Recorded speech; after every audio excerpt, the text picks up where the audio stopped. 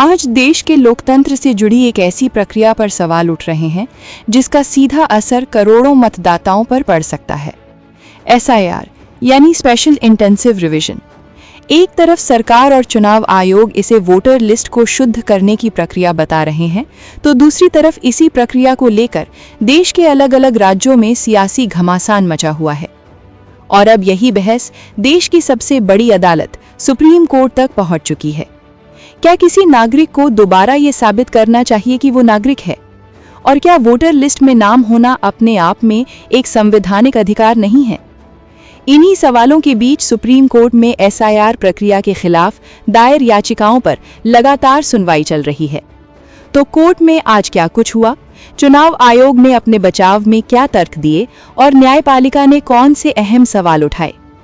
SIR प्रक्रिया का विरोध थमने का नाम नहीं ले रहा है। जिन राज्यों में ये प्रक्रिया लागू की जा रही है, वहां इसे लेकर राजनीतिक दलों, नागरिक संगठनों और आम लोगों के बीच गंभीर चिंता देखी जा रही है। इसी बीच SIR के खिलाफ दायर याचिकाओं पर सुप्रीम कोर्ट में सुनवाई हुई। सुनवाई के दौरान चुनाव आयोग काफी दबाव में दिखाई दिया और उसे अपने फैसलों को लेकर एक एक करके सफाई देनी पड़ी। चुनाव आयोग की ओर से वरिष्ठ वकील राकेश द्विवेदी ने कोर्ट में दलील दी कि चुनाव प्रक्रिया को निष्पक्ष और शुद्ध रखना चुनाव आयोग का संवैधानिक दायित्व है। उन्होंने कहा कि अनुच्छेद 324 और 326 को जनप्रतिनिधित्व अधिनियम की धारा 19 के साथ पढ़ा जाए तो ये साफ होता है कि केवल उन्हीं लोगों का नाम वोटर लिस्ट में होना चाहिए जो भारतीय नागरिक हों। उनका ये भी कहना था कि संविधान निर्माताओं की मंशा भी यही थी।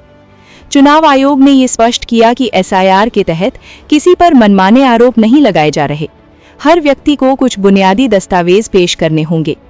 आयोग ने कोर्ट को बताया कि अगर जून 2025 तक लोग ये साबित कर देते हैं कि वे पिछली वोटर लिस्ट में अपने माता पिता के साथ दर्ज थे, तो आयोग उससे संतुष्ट होगा।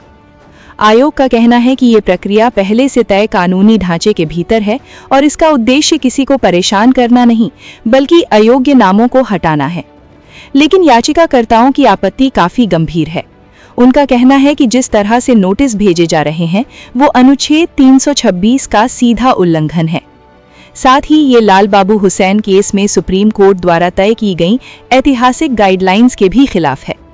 लाल बाबू हुसैन मामले में सुप्रीम कोर्ट ने स्पष्ट कहा था कि अगर कोई व्यक्ति पहले से वोटर लिस्ट में दर्ज है तो ये माना जाएगा कि उसकी नागरिकता पहले ही जांची जा चुकी है और ऐसे व्यक्ति का नाम हटाने से पहले चुनाव अधिकारियों पर यह जिम्मेदारी होगी कि वे ठोस सबूत पेश करें।